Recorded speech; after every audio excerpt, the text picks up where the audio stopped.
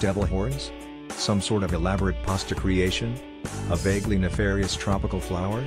None of the above. This image, recently circulating on Reddit, is actually a mosquito's foot. In a post on Reddit that garnered more than 32,000 upvotes, the photo doesn't come with much more backstory than that.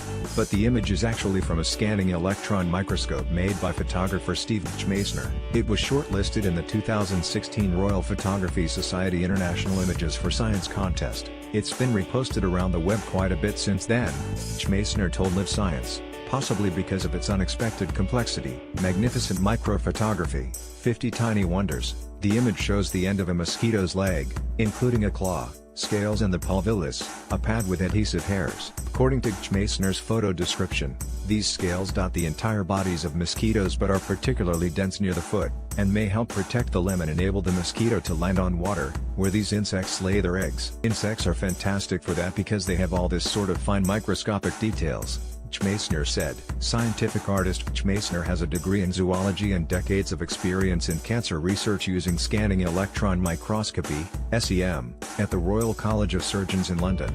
He retired early 10 years ago to turn to making SEM images full-time, and says he's probably sold 25,000 images since then. His customers range from fine art collectors and media companies to working scientists and album cover designers. There was even a fashion collection based on my images, so all sorts of weird things, Chmaisner said. Scanning electron microscopes blast a beam of electrons over the object to be imaged, which is coated in gold, a metal, so that the electrons scatter off the surface, returning information about its contours. Because they use electrons, SEMs have a very high resolution and can image even nano-sized structures. The mosquito foot was magnified 800 times. Miniature Worlds Chmaisner has explored a huge variety of tiny worlds with this technique, many of which appear on his website, theworldcloseup.com. In his portfolio are spiders, millipedes and wasps, maggots and ants.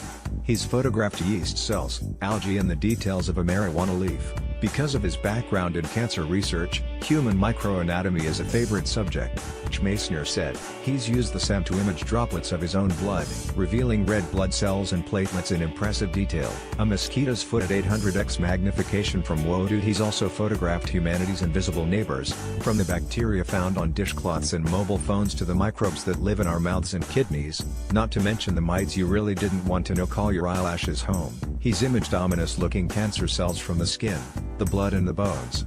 And he's photographed pollen and parasites and household pests. Chmaisner rents time on a scanning electron microscope at the Central London School of Pharmacy to take these images. Don't capture color, so he colorizes the images in Photoshop, sometimes aiming for a naturalistic look and sometimes for a more out there artistic vibe. I'm lucky that I do something I love, Chmaisner said. I still enjoy and still get excitement out of it. When you first put something in a microscope, you are never really sure what you're going to see. You still see things you don't expect to see. When I get tired of it I'll stop, but I'm nearly 70 and I'm still doing it. Original article